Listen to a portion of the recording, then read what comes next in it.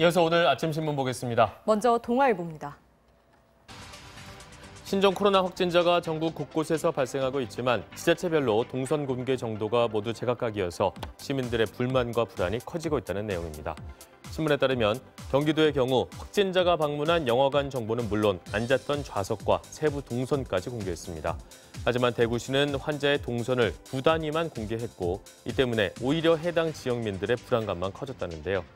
이렇게 지역마다 환자마다 동선 공개가 제각각인 것은 이에 관한 명확한 기준이 없기 때문인데 그렇다 보니 중앙정부와 지자체가 공개하는 정보의 양도 천차만별이라고 신문은 지적했습니다.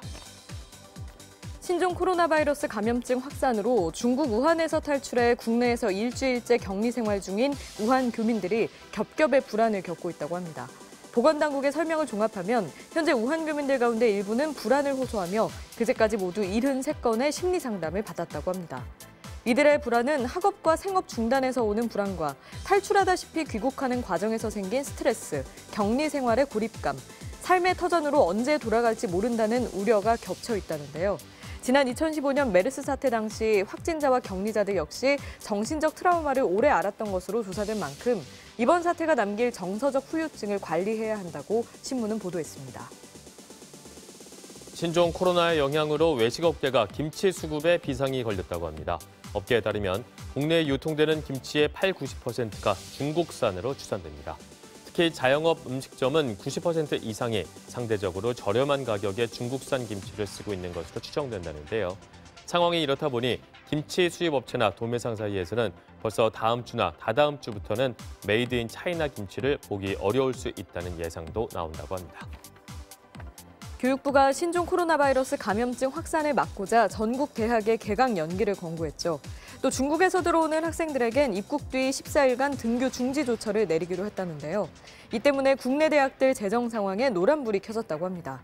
이번 사태가 예상보다 장기화돼 중국인 유학생들이 등록 취소나 등록금 미납부 상태에서 휴학할 경우 등록금 수입이 크게 줄어들 것으로 우려되기 때문이라는데요. 이에 각 대학은 중국인 유학생들이 등록을 취소하거나 휴학하지 않도록 열화상 카메라 설치, 자가격리용 별도 거주 공간 제공 등 특별 방안을 마련하고 있다고 합니다. 한 국내 여행사가 신종 코로나 바이러스 감염증이 본격적으로 확산될 조짐을 보이던 지난 설 연휴, 여행을 가지 않겠다는 일부 고객을 설득해 중국 여행을 강행했다고 합니다. 하지만 여행 일정은 첫날부터 꼬였다고 합니다. 주요 관광지가 폐쇄되는 등 신종 코로나로 인한 현지 상황이 심각하기 때문이라는데요. 여행객들의 항의가 빗발치자 여행사 측은 그제서야 귀국 일정을 하루 앞당겨줬는데 보상은커녕 고객들에게 환불 불가 및 언론 제보 금지 각서를 요구했다고 합니다. 아시아의 호랑이, 한국 축구대표팀의 새 유니폼이 다시 도마에 올랐습니다. 지난 2004년 아테네 올림픽 땐 상의에 적힌 선수 번호에 원 테두리가 있어 로또 유니폼으로 불렸고 2014년 브라질 월드컵 때는 파란색 어깨선이 가방끈 같아 보인다고 해서 책가방 유니폼이란 별칭이 붙기도 했는데요. 흰색 상의와 양말에 검은색 줄무늬가 있는 이번 방문 유니폼의 경우 초원을 달리는 얼룩말을 보게 될 것 같다, 아이스크림의 줄무늬 같다는 등의 반응이 나왔다고 합니다. 아침 신문 살펴봤습니다.